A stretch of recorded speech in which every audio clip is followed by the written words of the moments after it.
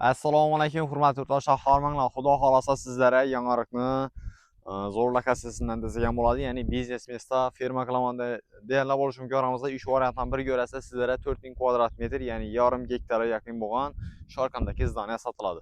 Zabur bo'lib turibdi. Tayyor adresiga keladigan bo'lsak, Yangiariq tumani Chiqirchida bo'ladi. Ya'ni to'shni tushuntiradigan bo'lsam, Yulduz do'konini ko'pchilik biladi. Endi sentrlar ko'rib turgan bo'lishi mumkin bizani.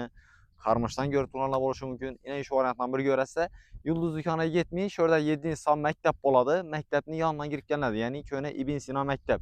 Shu yerga deydi Oqmachit mahallasi bu, to'g'rimi? Oqmachit mahallasi bo'ladi. Ya'ni shu yerda 7-son maktabga kirib beri 200-250 metrcha turib boradi. Xullas, lokatsiya yomon emas. Avval o'zi propan zapravka bormi berag'i? Propan zapravka bor ekan. Endi hozirda sizlar olib turib, xohlasangiz mol qo'yib boqmagan o'ng'ayli joylar bo'ladi. Yanında transformatori bor, tayyor to'xtana muammosi yo'q. Bollarni birga o'sib bersangiz bo'ladi.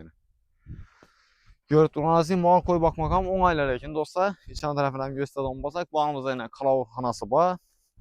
Qarovulxonasi и bu tarafdan o'sha izdanasi bor. Полностью hamma yeri zabor bo'lib turibdi. Tayyor bemalol kelib sizlar biznesni yursangiz bo'ladi. Bu tarafda yana qo'y saqlash uchun ham adini mesosi bor.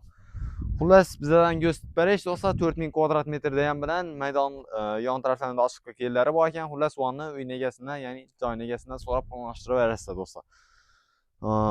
Bahosini keladigan bo'lsak, sizlar uchun maksimal savdolashib 350 million so'm qo'yadigan bo'ldik. Endi undan ham yana kelishtirib beramiz dedilar. Bemalol telefon urib savdolashsangiz bo'ladi.